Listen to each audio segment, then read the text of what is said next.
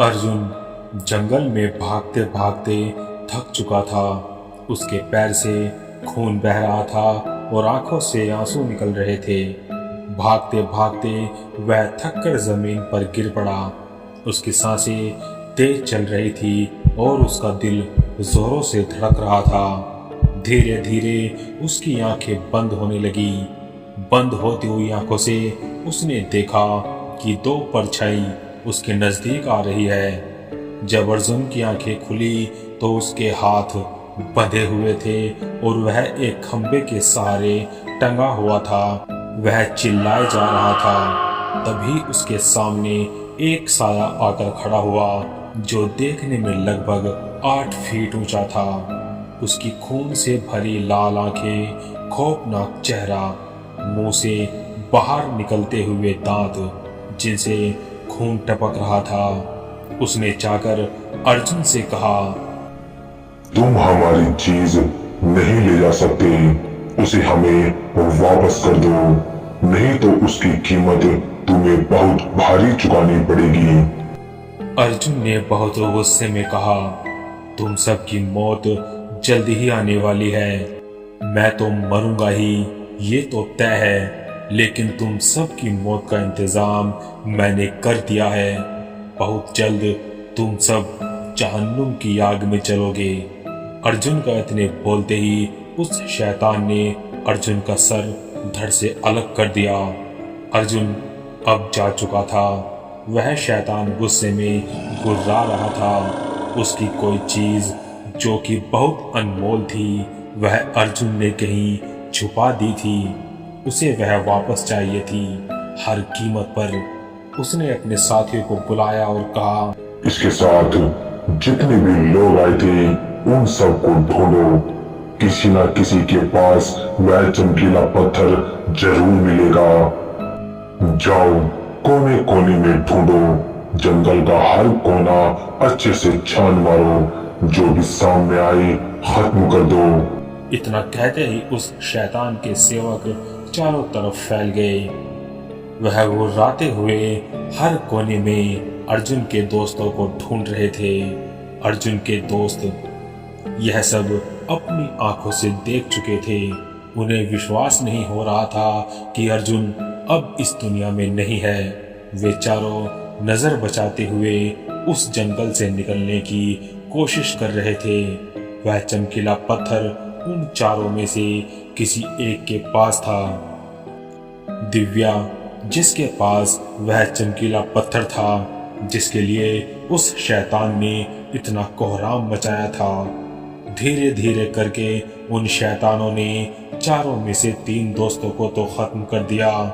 बची थी केवल दिव्या। दिव्या किसी तरह से उस जंगल से बाहर निकल आई। सूरज निकल चुका था। चारों तरफ सूरज की किरणें बिखरी हुई थी। भागते भागते दिव्या पीछे मुड़कर उस जंगल की ओर देखती है। वह जंगल अब शांत हो चुका था, लेकिन उस जंगल की वह डरावनी रात उसे हमेशा के लिए याद रहने वाली थी।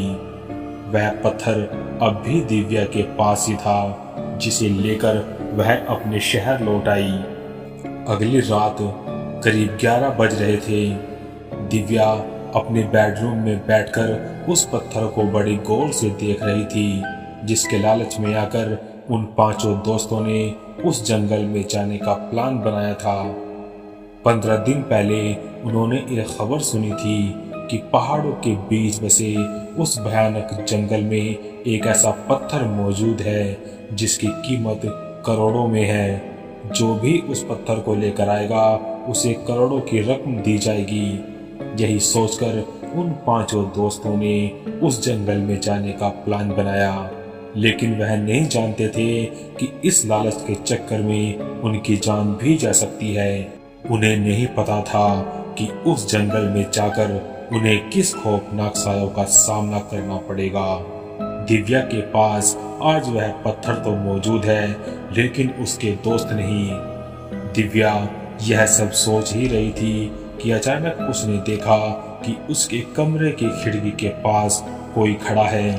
उसने ध्यान से देखा, वहां पर कोई साया था, करीब 8 फीट ऊंचा। कोई परछाई उसे ही घूर रही थी। धीरे धीरे वह परछाई दिव्या के नजदीक आती गई। उसे देखकर दिव्या की चीख निकल पड़ी। उस परछाई ने दिव्या की गर्दन पकड़ी और दूसरे हाथ से एक धारदार हथियार निकाला और दिव्या का सर धड़ से अलग कर दिया। चमकीला पत्थर लेकर वह परछाई अंधेरे में कहीं गायब हो गई। यह सब होने के 15 दिन बाद आज एक ग्रुप फिर से उस घने जंगल में पहुंच चुका था, कुछ खोजबीन करने के लिए। अभिषेक, जो इस ग्रुप का लीडर था, घने जंगल में रात के समय चलते जा रहा था। उसके पीछे उसके ग्रुप के लोग चल रहे थे।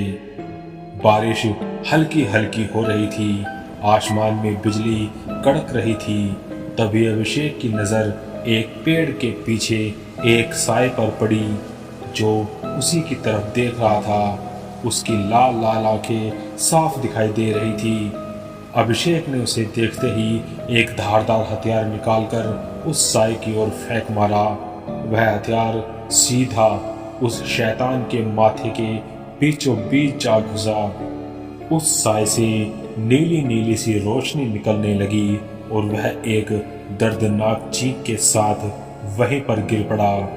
अभिषेक ने उसकी छाती पर पैर रखा और वह धारदार हथियार उसके माथे से खींचा और कहा, तुम सब की मौत मेरे ही हाथों लिखी है, बदला तो मैं लेकर ही रहूंगा। अभिषेक की आंखों में गुस्सा साफ नजर आ रहा था। तब पीछे से मानसी ने कहा, अभिषेक, वह मर चुका है, चलो आगे चलते हैं। वह शैतान इस गुफा में मिलेगा जिसकी लोकेशन हमें तुम्हारे भाई अर्जुन ने भेजी थी।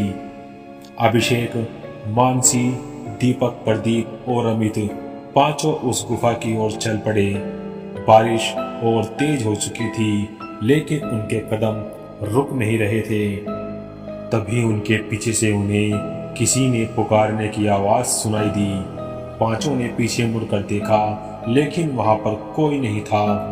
फिर वे पांचों आगे बढ़ते गए। सबसे पीछे चलने वाला अमित, जिसे पीछे से किसी ने खींचा और घसीटते हुए कई अंधेरे में गायब हो गया। अमित के चिल्लाने की आवाज उन चारों ने सुनी। वे चारों तरफ देख रहे थे, लेकिन अमित कहीं नजर नहीं आया। तब उन्हें अमित के चिल्लाने की आवाज चारों ओर से आ रही थी और एक डरावनी आवाज भी उन्हीं के साथ आ रही थी, किसी और के गुर्राने की आवाज, जैसे कोई जानवर भूख से तड़प रहा हो। तभी अचानक उन लोगों के सामने अमित का सर उड़ता हुआ आया और जमीन पर आकर गिरा। अमित की ऐसी हालत देखकर अभिषेक का गुस्सा 7वें आसमान पर था। उसने बहुत तेज चिल्लाते हुए कहा, तू जो कोई भी है, मेरे सामने आ। इसका हिसाब तो तुम्हारी पूरी जाति को चुकाना पड़ेगा। मैं तुम सबको मार दूंगा, किसी को नहीं छोड़ूंगा। अभिषेक के इतने बोलते ही उसकी आंखों के सामने ही उसके 3 दोस्तों को कुछ भयानक शैतान घसीटते हुए कहीं लेकर जा रहे थे। अभिषेक उनके पीछे भाग रहा था, लेकिन भागते भागते अभिषेक का पैर जमीन पर पड़े पत्थर से टकराया और अभिषेक नीचे गिर गया। अभिषेक के दोस्त चिल्लाए जा रहे थे। अभिषेक के सर में चोट लग चुकी थी, उसके सर से खून बह रहा था और वह उन दोस्तों को चिल्लाते हुए सुनता हुआ देखे जा रहा था। फिर उसके सामने एक भयानक राक्षस आया, जिसने उसकी गर्दन पकड़ी और ऊपर उठा दिया। वह साया लगभग 8 से 10 फीट ऊंचा था। उसने अभिषेक से कहा, तुम भी वही गलती कर रहे हो जो तुम्हारे भाई ने की थी। हमने उसे एक मौका दिया था, लेकिन उसने हमारी बात नहीं मानी। लालच इंसान को बर्बाद कर देता है और तुम लोग भी नहीं सुधरोगे। तुम्हारे भाई की तरह ही मैं तुम्हें एक मौका दे रहा हूँ। अगर जीना चाहते हो तो यहाँ से चले जाओ। तुम्हारे दोस्त तो वापस नहीं आएंगे, लेकिन तुम यहाँ से जिंदा वापस जा सकते हो। इतना बोलकर उस भयानक राक्षस ने अभिषेक को काफी दूर फेंक दिया। अभिषेक गिरता पड़ता हुआ दूर जा गिरा और उसका सर एक बार फिर से एक पत्थर से टकराया और अभिषेक वहीं पर बेहोश हो गया। जब अभिषेक की आंखें खुली तो सुबह हो चुकी थी। अभिषेक उठा और उस जंगल को बड़ी गौर से देख रहा था जिसने उसके भाई के सहित कई लोगों को मौत के घाट उतार दिया। अभिषेक इतना गुस्से में था, अगर उसका बस चलता तो वह पूरे जंगल को आग लगा देता। अभिषेक को कुछ हथियार चाहिए थे जिसके लिए उसे शहर आना पड़ा। अभिषेक ने पक्का मन बना लिया था कि वह उस जंगल के राक्षसों का अंत करके रहेगा। वह शहर के सबसे बड़े साधु के पास पहुंचा। इसके बारे में कहा जाता था कि उसके पास बहुत सी सिद्धियां हैं जिससे वह कुछ भी कर सकते हैं। अभिषेक उनके पास पहुंचा, अपनी सारी कहानी उन साधु बाबा को सुनाई। साधु बाबा ने अभिषेक की हर बात सुनी और कहा, वह राक्षस अमर है, तुम उन्हें नहीं मार सकते, उनका सामना करना बहुत ही मुश्किल है। जब तक कि उनके पास वो चमकीला पत्थर है जिसकी वजह से इतने लोगों की जान गई, जिसके पास भी वह चमकीला पत्थर होता है, उस इंसान को जल्दी से मारा नहीं जा सकता। तुमने सिर्फ उनके एक शैतान को मारा है, लेकिन अब शैतान और भी शक्तिशाली हो चुके हैं क्योंकि उस पत्थर के अब टुकड़े हो चुके हैं और हर एक टुकड़ा उन राक्षसों के गलों में लटका हुआ है, जिनमें से एक को तो तुम मार चुके हो क्योंकि उसके गले में वह चमकीला पत्थर नहीं था। अगर उन्हें मारना चाहते हो तो उनके गले से वह चमकीला पत्थर पहले उतारना पड़ेगा और उसके लिए तुम्हें सिर्फ कुछ ही पल का समय मिलेगा। आज से 15 दिन बाद वे लोग एक विशेष पूजा करेंगे जिसके लिए उन्हें अपने गलों से उन पत्थरों को निकालकर एक जगह रखना होगा क्योंकि उनके बिना उनकी पूजा अधूरी है। और जब वह अपनी पूजा में लीन होंगे, अगर तब तुम उन पर वार करोगे, उनमें से कोई भी नहीं बचेगा, लेकिन जो उनका सरदार है वह बहुत ज्यादा शक्तिशाली है, उसे मार पाना नामुमकिन है। अभिषेक ने कहा, मुझे एक ऐसा हथियार दीजिए जिससे मैं उन सब का नाश कर सकूं। तब साधु ने कहा, तुम्हारे पास जो खंजर है वह खंजर कोई मामूली नहीं है। खंजर पर मैं विशेष मंत्र करूंगा जिससे तुम उनका नाश कर सकते हो, लेकिन यह खंजर तुम्हें उनके माथे के बीचों बीच गाड़ना होगा। तुम्हें ज्यादा वक्त नहीं मिलेगा। ध्यान रहे, जब वे शैतान पूजा में लीन रहेंगे तो उन सभी की आंखें बंद होगी। तुम एक एक करके उनके पीछे जाकर उनके माथे पर यह खंजर मार सकते हो, क्योंकि जब तुम एक पर वार करोगे तो दूसरे को पता नहीं चलेगा, क्योंकि उन सभी की आत्माएं अलग अलग जगह पर होगी। तुम्हारे पास सिर्फ 5 मिनट का वक्त होगा। उस 5 मिनट में तुम्हें उन 8 राक्षसों को मारना होगा। अगर तुमने देर कर दी तो वह तुम्हें वहीं पर फाड़ डालेंगे। अभिषेक अब बेसब्री से उस रात का इंतजार करने लगा और वह रात आ ही गई। अभिषेक जंगल में घुस आया।